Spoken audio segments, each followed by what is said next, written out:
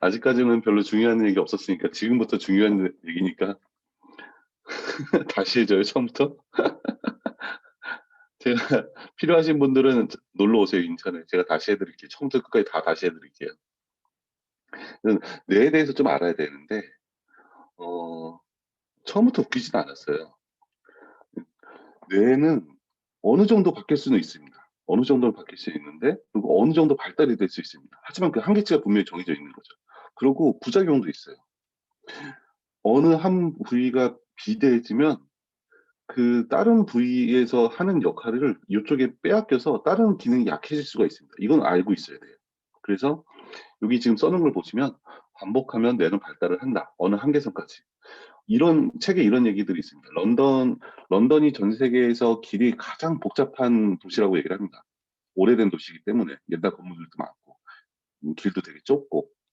그래서 런던 택시 운전사들의 뇌를 조사를 해봤더니 후위의 해마, 여기 어떻게 뭐 보여드려야 되나?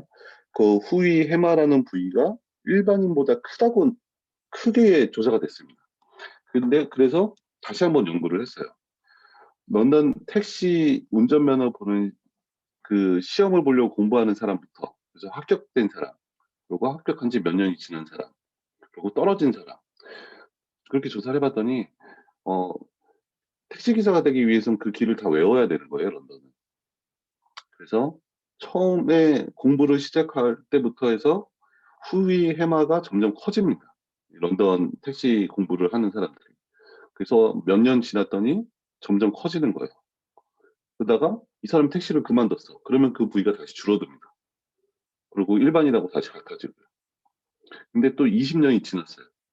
20년이 지나면 해마가 다시 줄어들어 있습니다. 택시를 오래 하는 사람들도 점점 더 발전이 되는 게 아니에요. 그럼 왜 그러냐면 공부하면서 새로운 걸 익히고 내가 조금씩 알아갈 때는 이 부위가 필요하기 때문에 점점 더 커지지만 택시에 어느 정도 익숙해지고 길에 대해서 익숙해지면 더 이상 공부할 필요가 없는 거죠. 공부할 필요가 없으면 이 부위는 다시 줄어듭니다. 이런 게 있고요. 그리고 수학자의 뇌는 아레마루 소엽, 하두 정소엽이라는 데가 있다는데 이게 상당히 많다 그럽니다. 그리고 아인슈타인도 아레마루 소엽이 상당히 컸으며 특이했다고 얘기를 합니다. 그리고 뇌의 역할은 변할 수가 있다. 시각장애인의 시각 피지를 봤는데 시각 피지는 원래 어, 그 시각적인 정보가 들어오면은 그거를 판단해주는 그 기관인데 시각장애인은 이걸 쓸 필요가 없잖아요. 이걸 즉 어디다 쓰는지 봤더니 손끝의 감각을 느끼는데 시각 피질이 쓰인다고 합니다. 그러니까 시각 피질이라는 게 시각을 위해서 있는 장소지만 이게 더 이상 필요가 없어지면 뇌에서 다른 용도로 쓸 수가 있는 겁니다. 그래서 이 정도 가소성은 있다. 그리고 어느 병으로 인해서 한쪽 뇌가 없어진 사람이 있었습니다. 없어진 사람이 있었는데 문제는 그 사람은 분명히 좌측과 우측이 하는 역할이 다르잖아요. 다른데 한쪽에 뇌가 없다 보니 이 사람의 반 남은 뇌에서 그 역할을 어느 정도 가져다가 쓴다. 이렇게 조사가 된 연구도 있습니다. 이전까지는 몰랐는데 사람은 뭐 뇌를 잘라가지고 뭐 연구할 수 있는 게 아니니까. 근데 이렇게 병이 생겨가지고 한쪽 뇌가 없는 사람이 있어서 거기에 대해서 연구를 한 게 최초라고 합니다. 그래서 뇌는 가소성이 있다라는 게 그 사람 때문에 밝혀졌습니다. 그리고 이제 책에서 나오는 또 다른 얘기는 몸의 항상성. 우리의 몸은 항상 현재 상태를 유지하려고 그러죠. 우리는 항원 동물이고. 그래서 이거를 바꾸려면은 의식적으로 강한 자극을 지속해서 줘서 어떤 상태의 변화를 만들어내야 됩니다. 왜 그러냐면 몸은 언제나 원래의 상태로 되돌려 가려고 하기 때문에 맨날 누워있던 사람이 갑자기 일어나가지고 운동하라 그러면 못하는 거죠. 근데 맨날 운동하던 사람은 누워있으라 그러면 또 불편한 겁니다. 김종국 같은 사람한테 오늘부터 헬스장 운동을 하면 안 된다라고 얘기하면 되게 힘들어 하겠죠. 그리고 갑자기 아파지고. 다시 살이 찌는 건 원래 그 사람이 뚱뚱한 사람이었던 거죠. 그거는 원래 베이스가 뚱뚱함으로 살고 있는 사람인 거죠. 그래서 그걸 자꾸 항상성을 깨버리고 살을 빼려고 그러니까 서로 힘들어지는 거죠. 그래서 죄송해요. 제가 갑자기 실언을 했네. 이게 어느 정도 상태에 익숙하기 위해서는 한두 번의 자극으로 되면 안 되고 이 항상성 자체를 바꿔놔야 되는 거죠. 그래서 몸을 운동하는 몸으로 아예 바꿔놔야지 이게 그게 항상성이 됐을 때 이게 꾸준히 할 수 있는 겁니다. 근데 한두 번 해 가지고 다시 뚱뚱으로 돌아가는 거는 그 항상성이 유지가 안 되는 거죠. 그래서 이런 항상성이 있다라는 것도 다이어트 하시는 분들은 많이 생각해 보셨으면 좋겠고요. 그럼 어떻게 해야 되냐라고 하면 여기도 이제 나오긴 하는데 컴포트 존 안전한 부위가 있고 이것보다 스윗 스팟 쪼끔 불안정한 내가 잘 모르는 내가 어떤 목표치가 있는 여기가 있는 거죠. 여름 기대하지 마세요. 지금 저도 걱정이에요. 저도 항상성을 못 깨겠더라고요. 항상 그냥 뚱뚱한 사람으로 살아야 될 것 같아요. 그래서 쪼끔 더 높은 스윗 스팟을 잡고 여기에 항상성을 요쪽으로 옮기는 노력이 필요한 거죠. 그래서 지금 안전한 지대, 컴포트 존에서 벗어나서 스윗 스팟을 컴포트 존으로 다시 만들어라. 이렇게 가야 된다고 얘기를 하고 있습니다. 자, 이제 다음으로 넘어가서 시간 너무 잘 가는데 할 얘기가 되게 많은데 물구나무 서기는 이제 항상성이 된 것 같아요. 별로 어렵진 않은 것 같아요. 그리고 이제 다음으로는 심적 표상이라는 얘기가 나옵니다. 심적 표상이란 무엇냐면 구조물이라고 얘기해요. 우리의 마음속에 있는 구조물. 어떤 거냐면 우리가 밥 먹을 때 숟가락이 들어올 때 이빨을 씹진 않잖아요. 그러면 숟가락이 걸리니까. 근데 가끔씩 그럴 때 있죠. 숟가락이 분명히 입에 들어왔는데 가끔씩 씹을 때가 있죠. 이게 그 심적 표상이 깨지는 거예요. 그리고 계단을 내려가면서 핸드폰을 보다 보면 분명히 생각 안 하고 가다가 한 계단이 더 있는데 잊어버리고 하는 날 어 갑자기 어떻게 해야 되지? 그래서 다시 볼 때가 있잖아요. 그럴 때가 이제 심적 구조물, 심적 표상이 깨진 경우인데 이 책에서는 심적 표상을 어디까지 얘기하냐면 우리가 심적 표상이 없다면 걸을 수조차 없다고 얘기를 합니다. 그리고 다른 과학자들도 많이 얘기하는 게 어 무의식적인 행동 그러니까 밥을 먹는다든지 걷는다든지 아니면은 뭐 거의 자동화돼서 나오는 행동들 있잖아요. 운전이라는 것도 이제 나중에 그렇게 되는데 운전을 하면서 핸드폰을 한다는 건 엄청난 겁니다. 왜 그러냐면 우리가 처음에 운전을 배울 때 생각해 보시면은 정말 신경 써야 될 게 많았었죠. 뭐 손으로 핸들을 돌려야 되고 발로는 뭐 해야 되고 그러고 사람이 나타나면 사람을 피해야 되고 옆에서 차가 오면 좀 그러고 뭐 앞에 차가 쓰면은 그거에 맞춰서 자연스럽게 차가 또 멈춰야 되고 이런 걸 해야 되는데 몇 년 정도 운동을 하다 보면 이게 너무나 자연스러워져서 이런 거 신경 쓰지 않아도 그냥 한 손으로 운전하면서 뭐 전화도 하고 라디오도 듣고 이렇게 할 수 있는 거죠. 이런 게 심적 표상이라는 얘기입니다. 그래서 우리는 수많은 심적 표상을 갖고 있다. 그래서 우리가 뭔가 새로운 것을 만들려 그러면 그거에 대한 심적 표상을 만들어야 된다. 효실님 어디까지 가셨어요? 우회전 좌회전 못하고 어디까지 가셨어요? 그래서 이런 거 우리는 누구나 다 심적 표상을 만들 수 있는데 그거를 새로운 거에 대해서는 이거를 만들어야 되고 그거를 얼마나 자세히 만들 수 있을까 이게 상당히 중요하다고 얘기를 합니다. 그래서 여기서는 이제 체스에 대한 얘기가 나오는데 12명과 체스를 두는 사람은 머릿속에 이미 체스판이 있어서 거기서 그 심적 표상을 통해서 체스를 머릿속에서 두고 있는 거다. 바둑이 특히나 그렇죠. 바둑을 잘 두는 사람들은 머릿속에서 바둑판이 움직인다 그러죠. 그리고 멀티태스킹을 할 수 있는 유일한 방법이다. 심적 표상이 있기 때문에 우리가 전화를 하면서 걸을 수가 있고 계단을 내려갈 수가 있고 그리고 운전하며 전화를 할 수 있다라고 얘기를 하고 있습니다.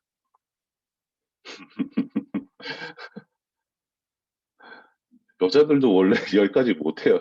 이거 멀티태스킹 안 된다니까요. 이거 수많은 책에 그렇게 나와 있는데.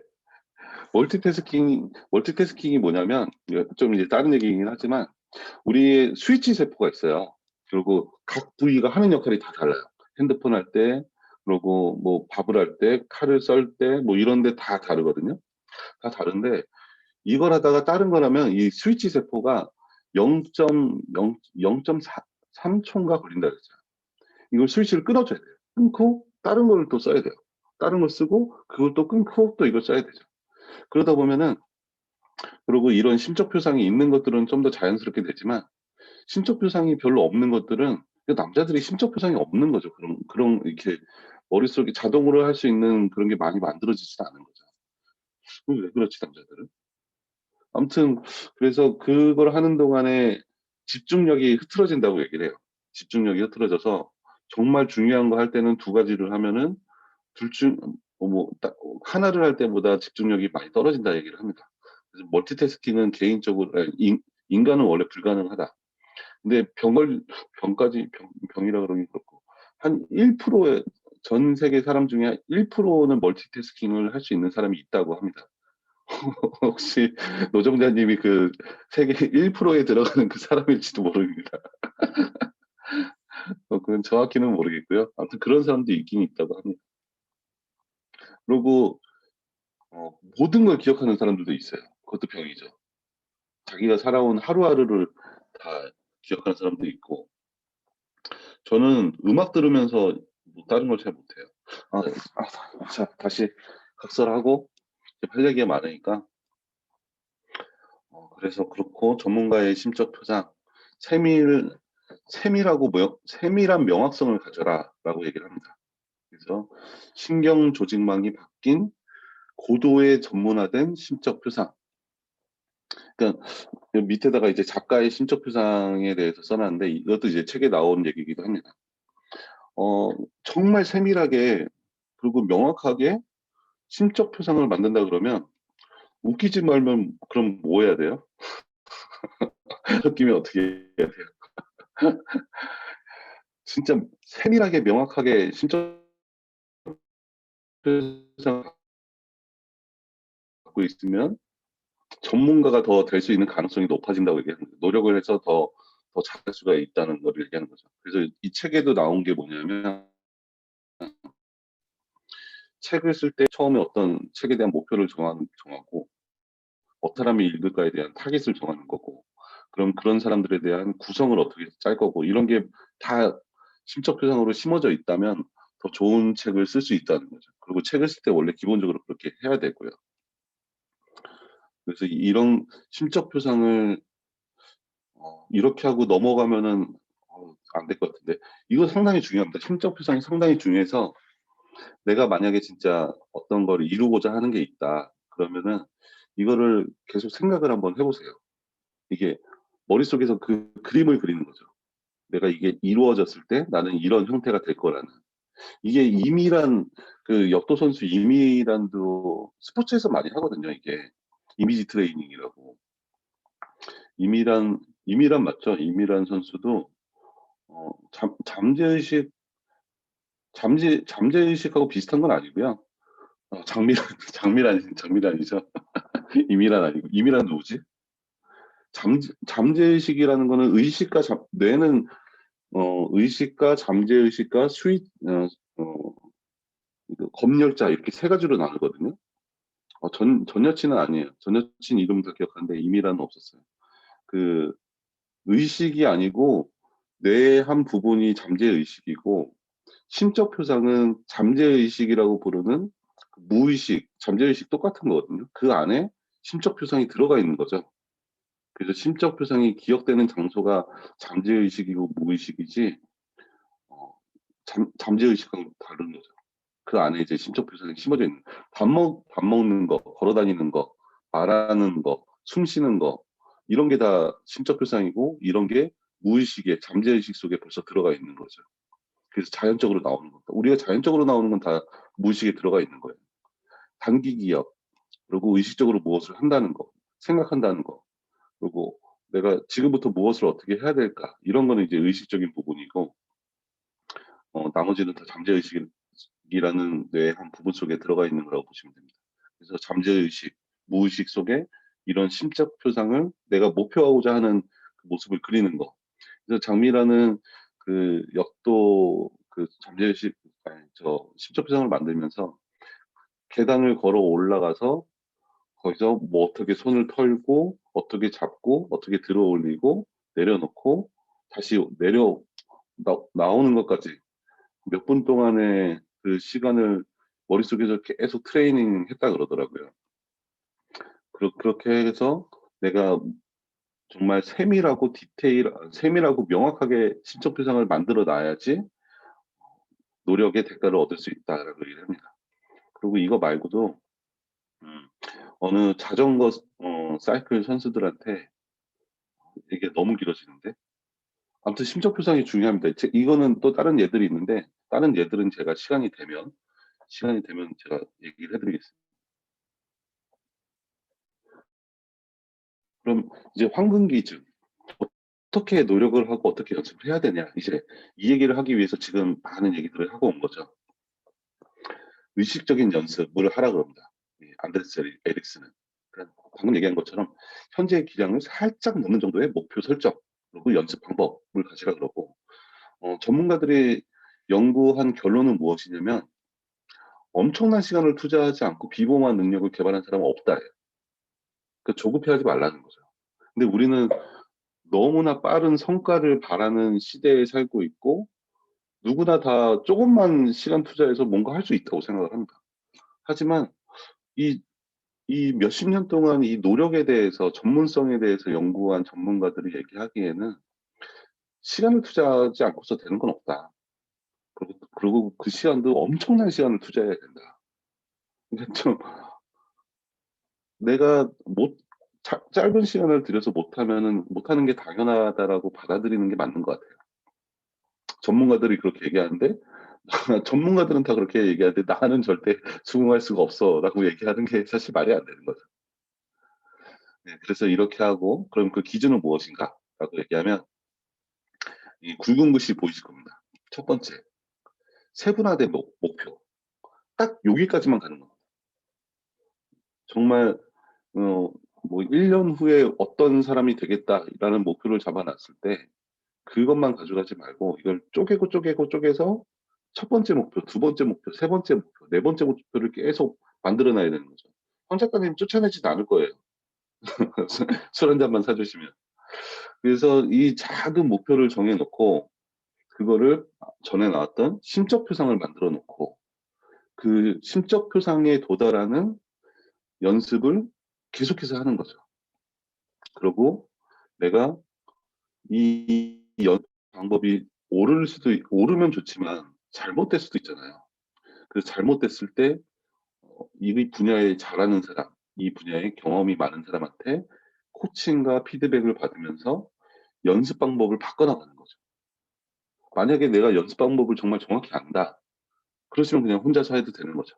근데 하지만 전문가 수준이 되기 위해서는 꼭 제대로 된 사람의 코칭과 피드백이 있어야 된다고 얘기를 합니다. 우리는 뭐 그렇게 뭐 전문가 수준으로 뭐 할 그런 건 별로 없죠 사실 삶에서.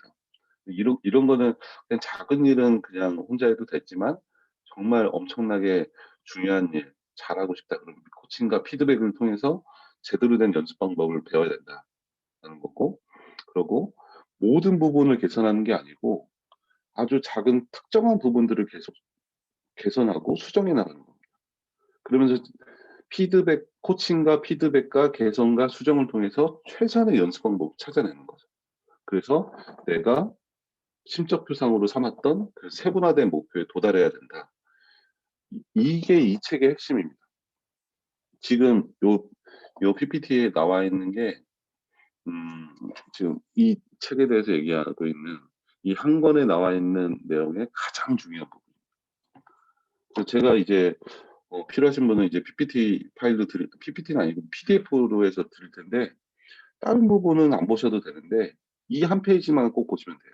이 안에 모든 내용이 다 들어가 있는 거예요 지금. 이 6개 목표에 도달하는 방법. 이거는 한번 꼭 생각해 보시기 바랍니다. 자 그러면은 일상에서는 어떤 노력을 기울여야 할까? 열심히 하는 거는 기본이다. 어 이 열심히 하는 거에 대한 얘기를 한 6개 써 놨는데 "아니한 태도는 버려라." 이거 너무 뻔한 얘기죠 근데 사실. "아니한 태도는 버려라." 그리고 "같은 방법으로 계속해서 실력이 늘지 않는다." 이게 너무나 당연한 얘기인데 대부분 다 이렇게 하세요. 진짜. 내가 어떤 방법을 한번 시작하면 그 방법으로 계속해요. 그럼 언젠가 실력이 늘어나겠지 하고 계속하세요. 근데 생각해 보면 같은 방법으로 계속해서 실력이 어느 정도까지만 늘어나는 거죠. 딱 한계선까지만. 뭐 1차적인 목표에 도달하는데 그러고서 별로 안 바꾸세요, 보통. 그래서 코칭이 필요하고 피드백이 필요한 거죠. 더 나은 연습 방법을 찾기 위해서. 그리고 목표를 도달했으면 다음 목표를 또 만들어 놓고 거기에 또 도달하기 위해서 연습 방법을 또 바꿔야 되는 거예요. 그래서 같은 방법으로 해서는 실력이 늘지 않는다. 이건 한번 생각해 보셨으면 좋겠습니다. 그 어떤 일을 하더라도 내가 열심히 하는데 같은 방법으로 하고 있지 않나. 같은 방법으로 하고 있으면 잘못된 겁니다. 그럼 계속 바꿔 나가야 돼요. 그래서 노력만으로는 실력이 늘지는 않는다. 제대로 된 노력을 해야 된다. 하지만 누구나 발전을 할 수 있다. 그리고 정말 올바른 방법을 찾아라. 그래서 이런 걸 통해서 계속해서 바꿔 나가야 된다는 거. 노력보다 더 중요한 거는 변화다라고 얘기하고 있습니다. 자, 그러면 정체기는 어떻게 해서 벗어날 수 있을까? 이제 컴포트 존이 뭔지 대충 아시겠죠? 컴포트 존도 아시고 이제 심적 표상도 좀 아실 거고 그러시면 정체기를 벗어나기 위한 방법은 딱 하나인 것 같습니다. 딱 하나. 요 책에서도 그렇게 얘기하고 있고요. 하나라고 얘기하고 있진 않죠. 이렇게 네 가지를 쓰고 있는데 한계점까지 밀어붙여야 된다는 거예요. 목표를 정했으면 대충 하지 말고 그 목표에 도달할 수 있을 때까지 밀어붙여서 그 컴 아까 무슨 존이었죠? 그 스윗스팟, 스윗스팟을 컴포트 존으로 만들어 낼 때까지 자기를 밀어붙여야 된다. 이게 1차적인 거죠. 이거를 하고 그리고 우리가 흔히들 얘기하는 장애물이라고 얘기하잖아요. 무엇이 내 발목을 붙잡고 있는지 그 문제점을 파악해야 되고 이러려면은 리포트를 만들어야 됩니다. 내가 어떤 프로젝트를 하고 있으면 일주일에라든지 한 달 동안 레포트를 만들어서 그 거시기조는 뭐예요? 거시기조는 뭐예요? 컴포트존. 아, 거시기조?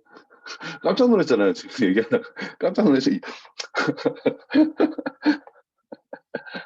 컴포트 존은 제가 좀 이따 얘기를 드릴게요. 다시 시간이 되면. 아까 전에 다 얘기가 나온 거래 가지고 다시 얘기 드리기는 좀 그렇고 편한 거죠. 내가 편한 방식에서 편 편한 상 다시 얘기를 드릴까요? 거시기조는 아니고 내가 편하게 할 수 있는 상태. 그러니까 만약에 내가 음 이따 영어 얘기를 할 거니까 프리토킹이 돼. 프리토킹이 되는데 이거는 이제 컴포트 존이 돼 버린 거죠, 저한테는.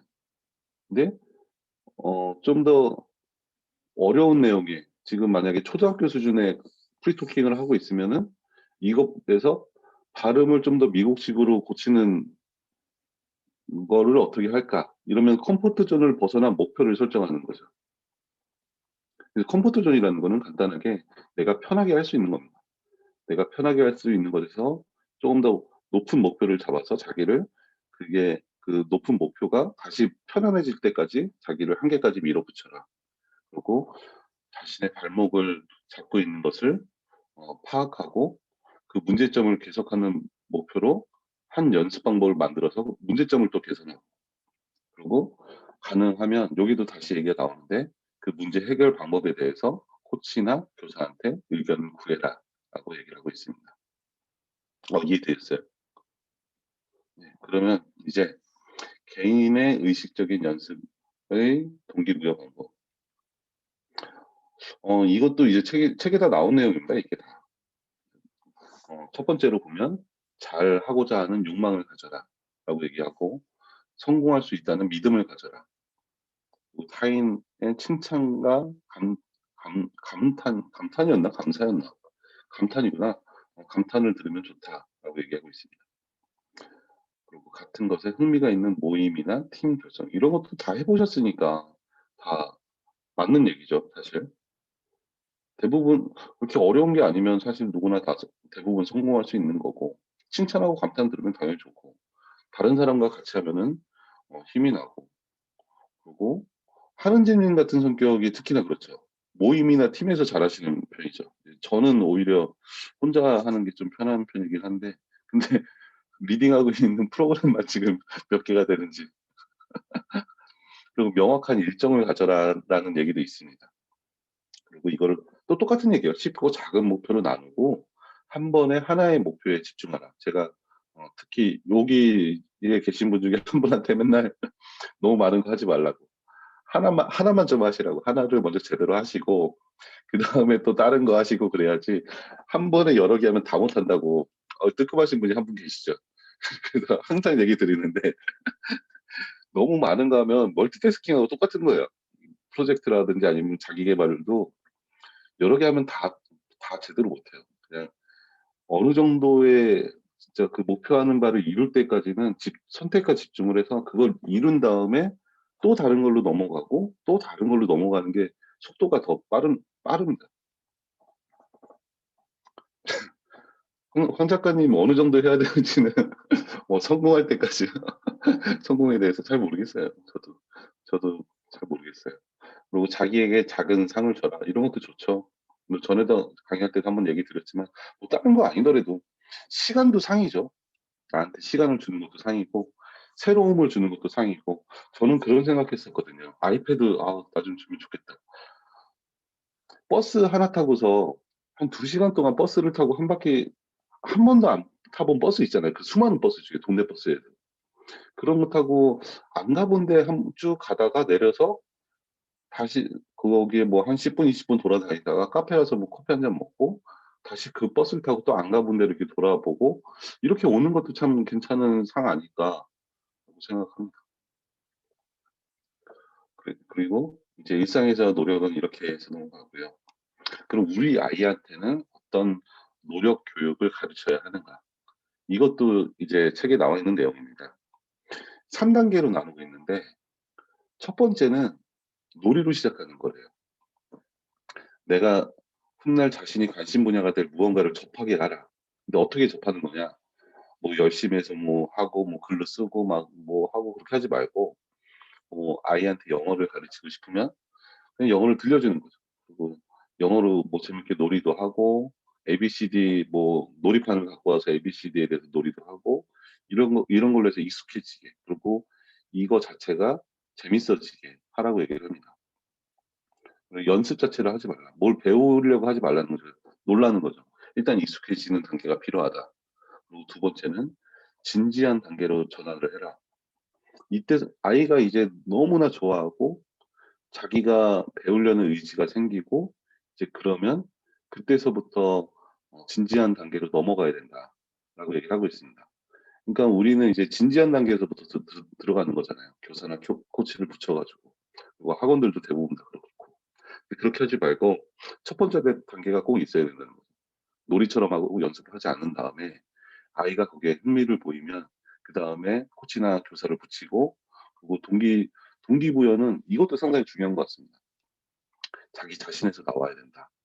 그리고 이 진지한 단계에서도 재미와 즐거움을 인지하고 있어야 한다. 그다음에 이제 세 번째 단계로 넘어가면 이때는 벌써 우리가 생각하는 어느 정도 수준 이상 넘어간 거죠. 넘어갔을 때는 아이가 이제 이거에 대해서 너무 잘해. 그리고 자기가 또 좋아해. 그때는 어떻게 돼야 되냐? 부모는 조력자, 지원자가 돼야 된다는 거지. 교사가 되는 게 아니고 이거를 지원해 주고 도와줄 수 있는 사람이 되는 거죠. 이렇게 돼야 된다고 얘기를 하고 있습니다. 자, 그래서 이렇게 해서 이게 다죠, 이제. 이렇게 해서 책의 내용은 끝났습니다. 여기에 있는 내용들이 다 제가 한 얘기가 아니고 이 책에 나온 얘기예요.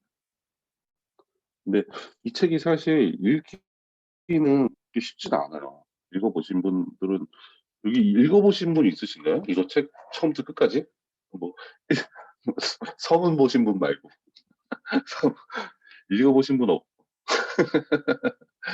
이게 읽어보시면 아시겠지만 이 얘기 외에도 엄청나게 많은 얘기들이 들어가 있고 그리고 사례들도 되게 많아요. 운동선수들의 사례, 그리고 음악가들의 사례, 그리고 다른 뭐 사례, 이 사람도 연구를 계속 한 사람이니까 의뢰받아 가지고 뭐 실험도 많이 해 보고 그런 사람. 3년까지 읽으셨네요. 표실님 많이 읽으셨네. 1 등인데요.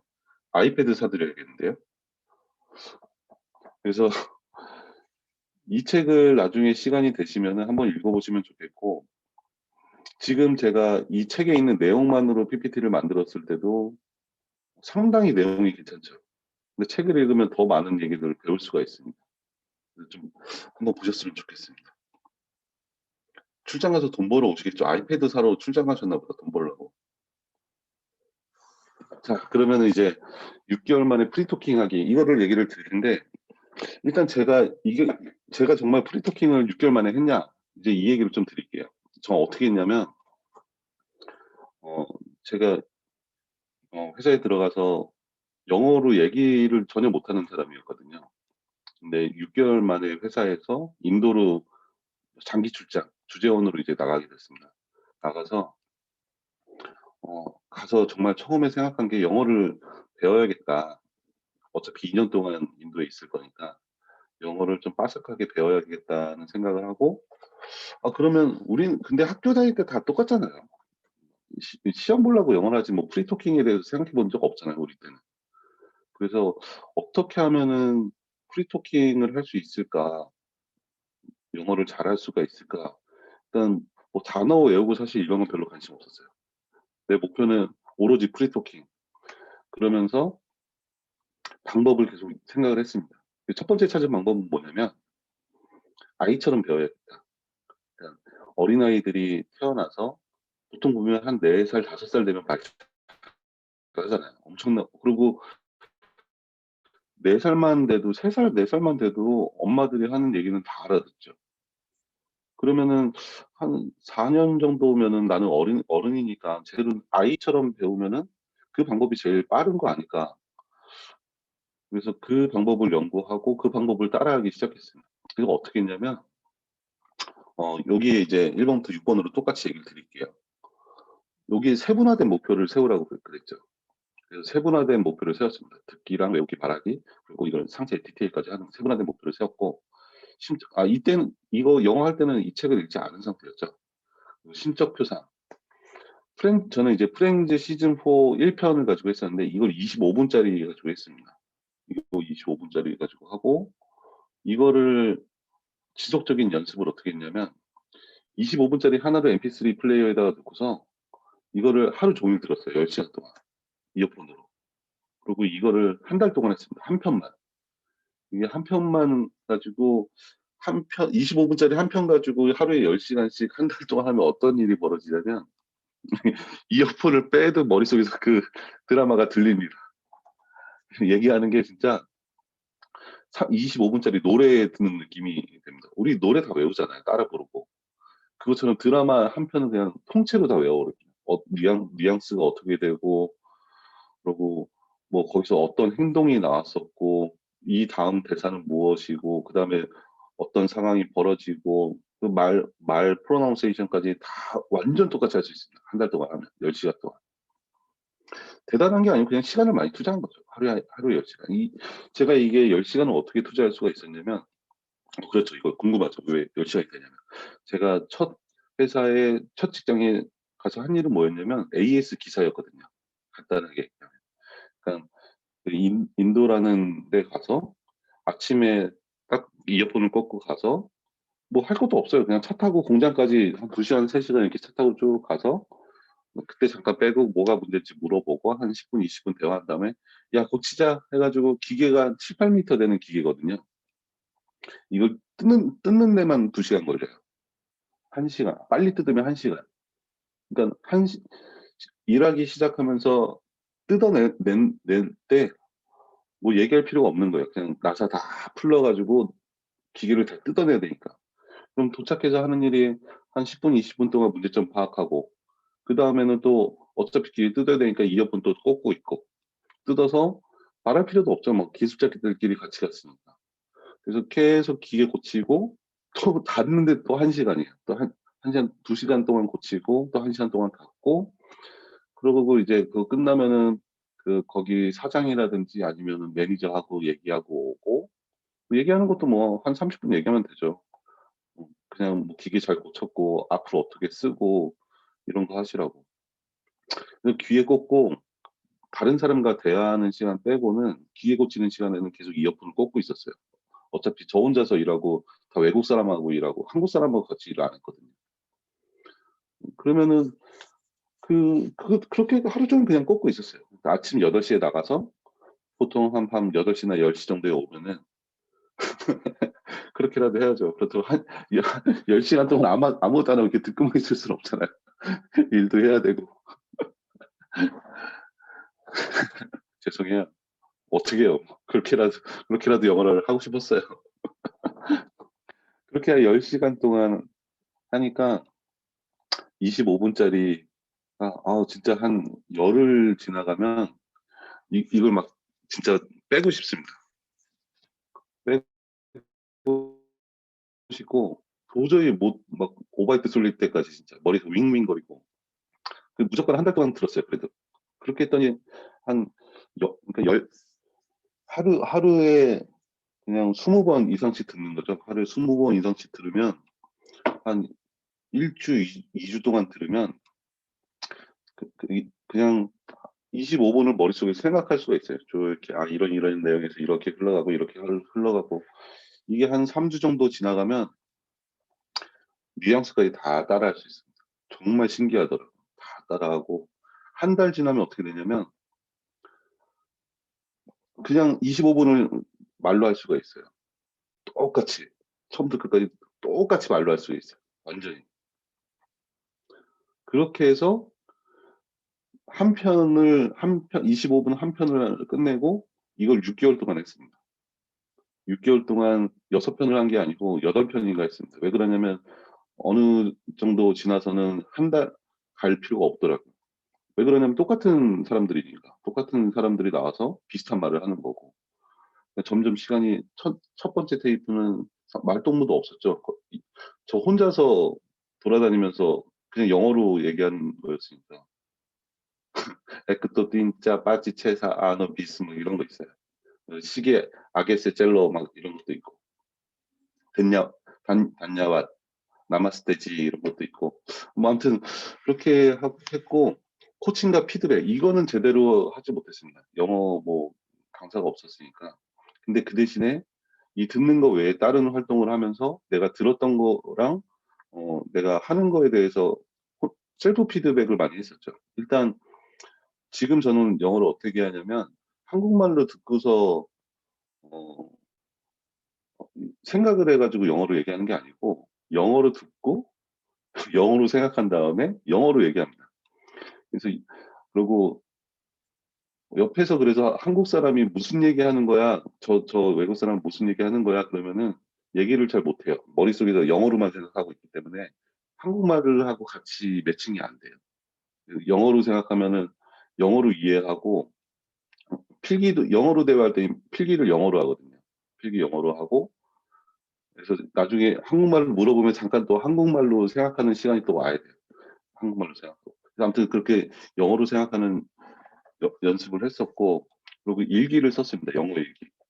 영어 일기라는 게 대단한 게 아니고 쓸 수 있는 만큼만 쓰는 거예요. 뭐 만약에 뭐 I want to go 막 하잖아요. 이 정도 쓸 수 있잖아요. I want to go 근데 스쿨이라는 게 기억이 뭐 단어가 기억이 뭐라 그럴까요? 뭐 학원 I want to go to 학원 학원이 영어로 생각이 안 나. 그러면 I want to go to 학원. 여기 쓸 수 있는 것까지만 딱 영어로 쓰고 모르는 거는 한글로 쓰고 그럼 그다음에 이거 찾아보고 그러는 거죠. 이런 영어 일기 쓰기를 계속했었고 이걸 쓰다 보면 이제 쪼끔씩 늘어나는 거죠. 이런 문구도 늘어나고.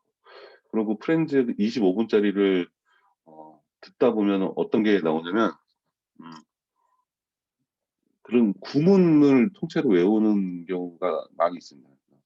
어 Can you explain about 막 이런 거라든지 뭐 I wanna go to the 뭐 이런 구문을 문장으로 외우는 게 아니고 그냥 하나의 단어처럼 외워버리는 거예요. 그럼 나중에 뜻만 바꾸면 Can you tell me the reason why 여기를 이제 하나의 단어처럼 외워버리는 거죠. 그러면 얘기를 할 때 어 왜 뭐 한 거야라고 물어보려면은 Can you tell me why가 그냥 기본적으로 한 단어처럼 나옵니다. 그리고 내가 저기에 가고 싶다 그러면 I wanna go to가 한 단어처럼 나오는 거고. 그러면 그 다음에 하나만 바꾸면 돼. I wanna go to the 뭐 슈퍼마켓 그 슈퍼마켓 붙이면 돼. 그렇게 아예 대화 그 구문을 대화로 하는 연습을 많이 했습니다. 그리고 개성과 수정 이런 건 말하는 속도를 빨리 했어요. 점점. 그래서 제가 한국어는 상당히 느린 편인데 영어로 얘기할 때는 상당히 빨리 얘기합니다. 그래야지 좀 더 잘할 수 있겠다. 나중에 빨리 얘기하면 생각도 빨리 해야 되고 모든 게 다 빨라지니까 좀 더 잘할 수 있겠다. 그러면서 나중에는 천천히 얘기하는 것도 잘할 수 있겠지라고. 우리 방은 이상하게 채팅방이 이렇게 활성화되어 있는 것 같아요. 강의하는 동안. 채팅방에서 모든 일이 다 일어나. 했고요. 지금도 영어로 상당히 빨리 얘기합니다. 한국말 하는 속도보다 상당히 빨리 얘기하고요. 그러면서 이제 목표에 도달한 거죠. 그래서 6개월 지났더니 어떤 효과가 있었냐면 일단 프렌즈는 그냥 들리면 다 들리는 거고요. 그리고 영화관 가서 영화를 봤는데 한 70, 80%는 알아듣겠더라고요. 그렇게 해서 영화 프리토킹은 뭐 당연히 되는 거고 영화도 자막 없이 보게 되고 그리고 한 1년 지나서는 웬만한 로맨스 영화가 좀 잘 들리거든요. 현대식의 짧은 대화들이니까 로맨스 영화들은 거의 다 뭐 듣는 데는 문제 없었고 뭐 프리토킹은 그냥 1년 후에는 너무 자연스럽게 했었고 그렇게 되는 거죠. 그래서 여기서 이제 이게 지금 그 1만 시간의 재발견과 제가 영어 공부한 방법하고 매칭을 시켜서 설명을 드린 거고 그러면은 좀 더 설명을 여기다 좀 더 써놨는데 좀 더 자세하게 얘기를 드릴게요. 제가 25분짜리 했다 그랬잖아요. 근데 일반인은 25분짜리를 할 수가 없습니다. 왜 그러냐면 하루에 10시간 이어폰을 꽂고 있을 사람이 없거든요. 그래서 제가 추천드리는 거는 25분 말고 딱 1분이나 길어야 한 5분 미만으로 테이프 하나를 만드세요. 제가 저 회사에서 이제 영어 강의도 하고 그랬었는데 그때 했을 때는 5분도 길더라고요. 5분 엄청 깁니다, 진짜. 딱 1분짜리나 2분짜리 테이프를 만드셔가지고 그거를 시간 나실 때마다 그냥 듣고 계세요. 요즘 블루투스 이어폰도 많이 나왔으니까 뭐 중요한 일 안 하실 때는 그냥 듣고 계세요.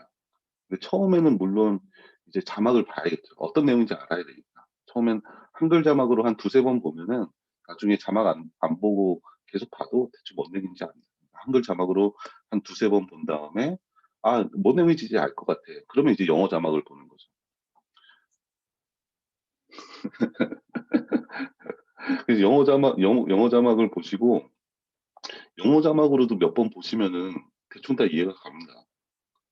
그래서 뭐 하루 이틀 동안은 영어 자막으로 보면서 그거를 자막에 있는 내용도 다 안 다음에 그 내용을 대충 알고 이제 자막을 좀 외우시고 이게 뭐 몇 번을 해야 돼요 뭐 이런 게 아니고 그냥 내가 알 정도만 하면 됩니다. 그리고 그거를 그냥 외워질 때까지 계속 들으세요. 뭐 하루든 이틀이든 3일이든 4일이든. 제가 이거 1분짜리 팝송으로 하시면 안 돼요. 전 팝송은 아닌 것 같아요. 왜 그러냐면 프로나운세이션이 제대로 나올 수가 없어요. 팝송에서는. 음이라는 게 음이라는 게 이렇게 있는데 그러면 어떤 대화를 하는 건지를 팝송에서는 배우는 건데 팝송에서 그러고 팝송이 왜 안 좋냐면 우리가 배워야 되는 영어는 실생활에서 쓰는 친구와 같이 하는 되게 짧은 Hello, nice to meet you, how are you today 뭐 해서 어, Let's go to party 뭐 tonight 뭐 이런 식으로 얘기를 해야 되는데 영어 팝송에서 나오는 거는 이런 실생활에 쓰는 대화들이 잘 안 나와요. 그래서 되게 상당히 쉽게 실생활하고 제일 가까운 드라마로 연습하시는 게 제일 좋아요. 내가 쓸 영어라. 그래서 프렌즈를 제가 한 이유가 프렌즈는 남자 셋, 여자 셋, 그 친구들이 나와서 실제 생활에 대해서 대화를 하는 거잖아요. 그러니까 우리가 써야 되는 그런, 배워야 되는 영어랑 정말 비슷한 대화들이 하나둘 나옵니다. 그래서 그 프렌즈나 빅뱅 시어리 같은 것도 있고, 60, 어쩌고 저쩌고, 그런 것도 있잖아요. 그런 정말 쉬운 거, 내가 보기에도 정말 쉬운 거, 그리고 실생활에 제일 가까운 거, 그런 거를 한 3분, 제가 해보니까 회사에서 영어 가르칠 때 해보니까 5분짜리도 쉽진 않고 1분짜리는 대부분 할 수 있으세요. 1분짜리로 해서 이걸 다 외울 때까지 하고, 얼마 안 걸려요. 일주일이면 다 외웁니다. 1분짜리는. 그럼 일주일 동안 해서 그 테이프 안에서 나오는 걸 완벽하게 똑같이 하고, 뭐 뉘앙스라든지 행동까지 똑같이 할 수 있을 때까지, 머릿속에서 그 웅얼웅얼 나올 때까지, 그래서 다 외우고, 그다음에 또 1분짜리 외우고, 또 1분짜리 외우고, 그렇게 해서 한 달, 두 달 하면은 제가 보기에는 한 1년이면 충분할 것 같습니다. 그리고 회사에서 했을 때도 그때 한 3개월 정도 했었는데, 사람들이 조금씩 영어에 대해서 익숙해지기 시작했고요. 그리고 기본적으로 이제 회사 사람들은 영어를 좀 하시던 분들이라서 그렇게 하면 좋습니다. 이게 가장 좋은 것 같습니다. 그리고 아까 전에 잠깐 얘기했지만 하나의 구문을 찾아내서 외우는 거. 다른 데서 배우실 필요 없고요. 그 1분짜리 동영상을 보다 보면 이런 구문들이 많이 있을 겁니다. 하나의 단어처럼 쓸 수 있는 문장들. 내가 뭐라고 얘기할 때, 이거 어떻게 해야 되지? 구직입니다. 이런 식으로 할 수 있는 음, 그런 문구들을 찾아내서 그거를 외우고 실제로 써보고 그렇게 하시면 되고요.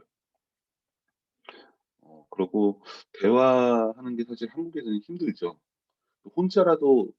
혼자서 머릿속에 있는 거를 그냥 중얼중얼거리면서 혼잣말 하시는 것도 도움이 많이 됩니다.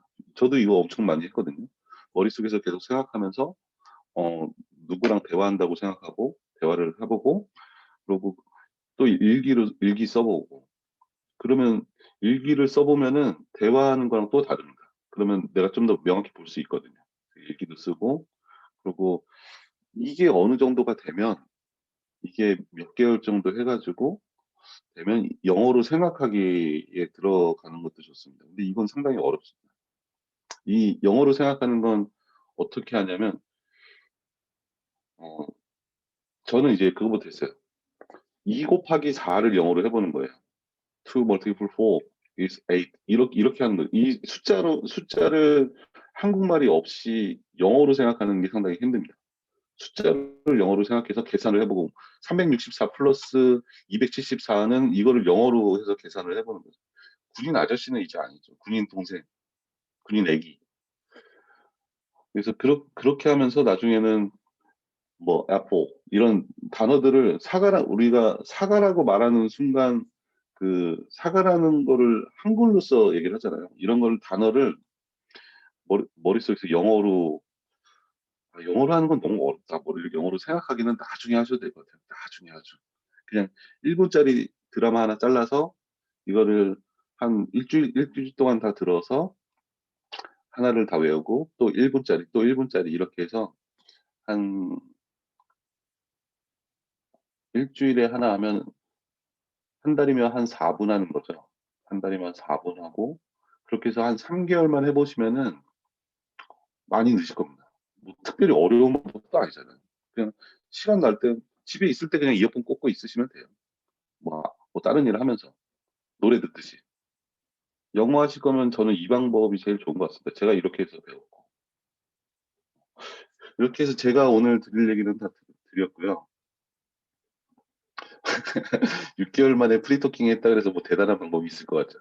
사실 아무것도 없습니다. 제일 좋은 거는 진짜 똑같은 거를 무조건 다 외울 때까지 꾸준히 하는 것밖에 없습니다. 그리고 일기 쓰고, 그리고 머릿속으로 생각해보고, 혼잣말 해보고, 그러면서 연습하고, 그냥 남들이 다 하는 그 얘기가 바로 그 영어를 배우는 그 방법입니다. 영어 말고 다른 것도 다 그렇죠. 남들이 다 하는 얘기가 그냥 다 아는 얘기인데 안 할 뿐이죠. 그렇게 한번 해보셨으면 좋겠습니다. 정말 영어를 배우고 싶으면. 그리고 한마디 더 드리면 막 그런 거 있잖아요. 뭐 오늘은 테드 한 편 보고 테드를 뭐 따라쓰기 뭐 필사하기 의미 없습니다. 이거 1년, 2년 해 보십시오. 아무 효과 없습니다. 테드를 따라할 거면 테드를 외워야 돼요. 근데 테드를 외우는데 테드가 보통 한 10분 정도 하죠. 10분 정도를 다 외우 한 두 번, 세 번 들어봤다 의미 없어요. 두 번, 세 번 들은 게 의미가 없어요. 영어 공부하려면 내가 지금 듣고 있는 건 그냥 통째로 다 외워야 돼. 처음부터 끝까지. 그래서 1분짜리 그냥 외워버리는 게 나아요. 이게 진정한 공부지. 뭐, 뭐 책을 10권을 봤다, 뭐 별 의미 없으면 다 알잖아요. 몇십 년 동안 공부해도 영어 느는 사람, 제대로 느는 사람 하나도 없잖아요.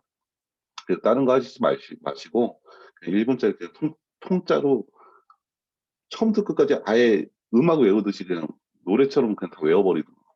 그렇게 하면 금방 늘어요. 또, 정말. 그렇게 하면. 아, 제가 영어 수준이 지금 어느 정도냐면, 저는 미국 아이의 한 5살 정도 수준이라고 생각을 해요. 그러니까 우리나라에서 어느 정도 프리토킹 한다 그래서 영어를 되게 잘하는 게 아니고요. 우리 애들 보세요. 우리 애들 5살 되면 말 얼마나 잘해요. 다 알아듣잖아요. TV 혼자도 다 보고 엄마가 하는 얘기 다 알아듣고 자기 하고 싶은 말 다 하고 저는 딱 제 수준이 한 5살 정도 수준밖에 안 되는 것 같아요. 5살 수준도 안 될 수도 있어요. 그래서 뭐 어디 가서 뭐, 뭐 잘한다고 얘기한 적도 없고 그냥 못하는 걸 알기 때문에 그냥 조금 듣는다. 그냥 남들이 하는 얘기 이해한다 정도죠. 근데 그 5살 정도 수준의 말만 해도 외국 사람하고 얘기하는 데는 뭐 아무런 문제 없습니다. 발음, 발음은, 발음이, 발음이 나중에 영어를 공부해 보시면 아시겠지만 이건 정말 안 돼요, 발음은. 발음은 특히 저는 이제 인도에서 영어를 배워서 인도 사람 발음이 장난이 아니잖아요. 그리고 한국 사람만의 기본적으로 그 언어적인 특성이 있어서 발음이 교정하기가 되게 힘듭니다. 그리고 그 알파벳을 읽는 것도 우리가 ABCD라고 읽는 게 그 자체가 잘못된 발음이거든요. 미국 사람들은 우리가 생각하는 ABCD라고 안 읽습니다. 그리고 뭐 번데기 발음, TH 발음이라든지 R 발음이라든지 이런 것도 우리가 학교에서 배웠던 발음은 거의 다 잘못된 발음이에요.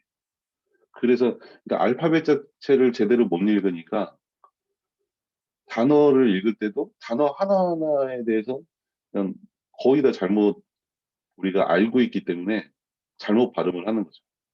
그러니까 그러니까 밀크 같은 경우도 밀크라고 하면은 못 알아들어요. 그리고 제가 제일 잘 안 됐던 게 포크 주세요. 그러면 상당히 당황해한다. 포크라 그래야 되거든요. F자를 상당히 정확히 발음해야 되는데 어디 가서 포크 그러면 진짜 못 알아듣습니다. 그리고 밀크에도 못 알아듣습니다. 그래야지 알아듣는 거지. 그러니까 단어 알파벳 자체 그 프로나운세이션을 잘못 알고 있으니까 단어도 완전 다르게 알고 있고 그러니까 나는 밀크라고 알고 있는데 미국 사람은 밀이라고 얘기하면은 못 알아듣는 거죠. 근데 그게 한 단어뿐만이 아니고 모든 단어를 그 미역을 모든 단어가 그렇게 생겼으니까 아무리 들어도 안 들리는 겁니다. 분명히 나는 아는 단어인데. 그래서 이거는 단어 공부도 좀 하셔야 돼요. 단어 발음 공부. 그래야 그거를 좀 알면은 좀 잘 들려요. 근데 1분짜리 그냥 다 외우시면 됩니다. 1분짜리 다 외우시면 그 안에 단어도 상당히 많이 있고 좋은 구문 같은 것도 많이 있고 실생활에 쓰는 그런 드라마 같은 거 정해서 읽으시면 될 것 같습니다. 단어 공부 단어 공부 그렇게 해도 잘 안 써요. 실생활에서. 왜 자꾸 언행 불일치래. 번역기도 그게 좀 느낌이 다릅니다. 해보면 대화할 때랑 뭐 번역기로 해서 얘기할 때랑 좀 다르긴 하더라고요. 꾸준하면 정말 하고 싶은 걸 합니다. 정말 하고 싶은 거. 근데 보통 사람들이 나 하고 싶어가 별로 안 하고 싶은 거예요. 별로 하고 싶은 일이 없는 거예요. 그러니까 못 하는 거예요. 그러니까 영어를 정말 하고 싶었어요. 정말 하고 싶어서 그때 뭔 생각을 했냐면 저는 이제 첫 직장이 어, 그 CS 센터에 AS 기사로 출발을 했으니까 하다 보니까 해외 영업이 하고 싶었거든요. 해외 영업을 하기 위해서는 기본적으로 영어를 해야지 해외 영업을 할 거 아니에요. 영어를 못하는데 해외 영업을 할 수가 없으니까. 그래서 정말 다른 건 아무것도 안 해도 영어만 하고 가자. 인도에 왔으니까 2년 동안. 그래서 거의 모든 걸 다 영어에만 투자를 한 거죠. 그러고 어 그래서 이제 영어가 됐고, 그래서 두 번째 직장을 해외 영업으로 들어갔죠. 근데 그러면 저랑 이제 뭐 같이 나간 사람들도 있고 그런데 이제 제가 나올 때 다시 들어온 사람들도 있고, 그 사람들은 그러면 인도에 있는 2년 뭐 더 오래 있는 사람은 3년 동안 있는데, 영어 배운 사람은 저 말고 다른 한 사람 딱 2명밖에 없어요. 한 13명 정도, 제가 그 회사에 있는 동안 한 13명 정도 왔었는데 딱 2명만 영어에 대해 성공하고 나머지 11명은 다 실패했거든요. 왜 그러냐면 그 사람들은 영어 배울 생각이 없었어요. 그냥 좀 그냥 잘하고 싶다고 얘기했죠. "어떻게 하면 영어 잘해요?"라고 물어보고 뭐 이런 거 다 가르쳐 줬죠. "프렌즈 너도 25 분짜리 10 시간씩 해 가지고 한 달 동안 들어보라고. 그러면 된다고. 그렇게 해서 6 개월만 하면 너 프리스피킹 된다고." 얘기했죠. 얘기 다 했는데 그렇게 한 사람이 없는 거죠. 그렇다고 그 사람이 그 시간 동안 뭐 다른 걸 했냐? 그냥 음악 들었죠, 음악. 10 시간 동안 그 사람은 음악 듣고, 나는 10 시간 동안 하나를 계속 들었고. 그냥 시간은 어차피 가고, 그렇다고 그걸 안 해도 딱히 뭘 배우는 것도 아닌데, 그게 힘들죠, 상당히. 진짜 한 달 동안 그 가 사 25 분짜리를 하면 미칩니다. 이거 진짜 해 보면은 귀 웅웅거리고 미치고, 그 싫은 거를 어차피 버려지는 시간에 그런 걸 해 가지고 '무엇 하나를 이루겠다.'라는 간절한 열망이 있으면은 할 수 있는 거죠. 근데 보통 자기가 하고 싶다 그래도, 그래서 뭐 영어 뭐 요즘에 뭐 학원 다니는 사람도 있고 뭐 온라인에서 뭐 하는 사람도 있고 뭐 어떤 뭐 밴드에 가서 뭐 하는 사람도 있고 그렇잖아요. 여기에 이런 거 해 가지고 영어 는 사람 보셨어요? 저는 한 명도 못 봤어요. 그 수십 수백 명 수천 명의 사람들이 "나 영어 하고 싶어요."라고 얘기를 하지만 실질적으로 영어 하고 싶은 마음이 없는 거예요, 그 사람들은. 이렇게 얘기하면 안 된가? 안 되나? 나 되게 못된 못된 사람인가? 제가 보기에는 영어 하고 싶은 사람은 정말 영어를 해야 돼요. 그냥 나 영어 잘하면 좋겠다는 거는 그냥 꿈이고 소망이고 그런 거지, 별로 할 마음은 없는 거예요. 진짜 하루에 최소한 뭘 한다 그러면은 2 시간 이상씩은 해야죠, 꾸준히. 책을 읽으려면은 책을 잘 읽고 싶으면은 1 년에 100 권은 봐 봐야죠. 그리고 작가가 되고 싶으면은 1 년에 하루에 1-2 시간 정도는 글을 꾸준히 써야죠. 그게 자기가 진짜 하고 싶은 거지. 어 자 저의 꿈은 언젠가는 작가 되는 게 꿈이에요. 제 주위에 되게 많거든요. 회사에도 자기가 어렸을 때 꿈이 소설가였고, 뭐 자기는 평생 에세이를 한번 써 보는 게 꿈이라고. 그러면 지금 쓰면 되는 거죠. 하루에 1 시간씩 매일 쓰면 되는 거죠. 그건 자기가 원하는 게, 정말 내가 이게 정말 하고 싶다 그런 게 아닌 거죠. 저는 그렇게 생각해요. 그래서 내가 정말 하고 싶은 게 있으면 그거를 하면 되는 것 같아요. 강사가 되고 싶으면 1 주일에 한 번씩 강의를 하면 되는 거고, 작가가 되고 싶으면은 하루에 1 시간씩 꾸준히 글을 쓰면서, 여기 제가 이거 설명드리면서 나왔잖아요. 똑같은 일을 반복하는 거는 어차피 성공 못 하는 거예요. 계속 바꾸면서 다른 방식으로 글을 써 보고, 목차를 바꿔 보고, 생각하는 방식, 글 쓰는 방식도 바꿔 보고, 또 글에 대한 뭐 또 에세이도 썼다가 뭐 자기 계발도 썼다가 뭐 이런 방식을 계속 쪼금씩 쪼금씩 바꾸면서 최선의 연습 방법, 여기 있죠. 최선의 연습 방법을 찾으라고.